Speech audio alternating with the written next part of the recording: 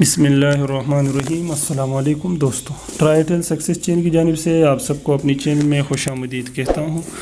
دوستو، جیسا کہ آپ کو معلوم ہے کہ ابھی جیل وارڈن کا ٹیسٹ 12 مارچ 2022 کو ہو چکا ہے اور انشاءاللہ کچھ ہی دنوں میں اس کا رزلٹ آنے والا ہے، تو اس کے متعلق چند اہم باتیں آپ کے ساتھ شیئر کرنے جا رہا ہوں۔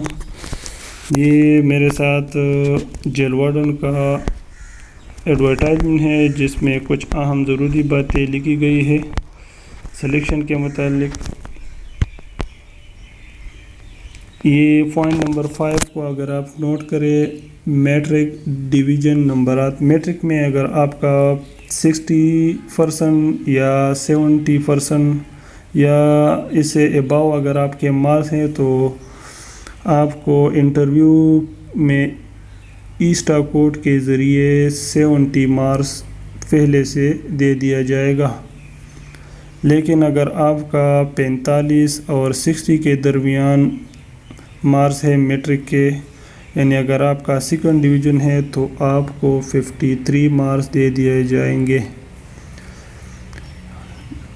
اس کے ساتھ اگر آپ کا 45% سے کم مارکس ہیں، یعنی اگر آپ کا 3rd ڈویژن ہے تو آپ اس اسامی کے لیے نااہل ہے اور آپ کو نااہل قرار دیا جائے گا۔ اس کے بعد اگر کوئی بھائی فوج سے ریٹائر ہو تو اس کے لیے میٹرک میں 1st ڈویژن یا 2nd ڈویژن یا 3rd ڈویژن کی کوئی قید نہیں ہے۔ اس کے بعد اگر آپ کسی اور سرکاری ڈپارٹمنٹ میں ملازم ہیں تو آپ کو اپنے محکمے سے NOC لانا ضروری ہوگا۔ اس کے بعد چند باتیں میڈیکل کے متعلق ہے کہ اگر آپ میں کوئی کلم معذوری نہ ہو یا آپ کا کوئی جسم کا کوئی حصہ کاٹا ہوا نہ ہو یا آپ ایک آنکھ سے معذور نہ ہو تو آپ اس اسامی کے لیے اہل ہیں۔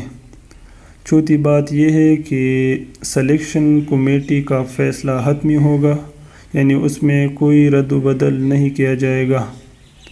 اس کے ساتھ ہی میری آج کی ویڈیو کمپلیٹ ہو چکی ہے۔ امید ہے کہ آپ کو یہ ویڈیو پسند آئی ہوگی۔ اللہ تعالیٰ آپ سب کو کامیاب کرے۔ Thanks for watching.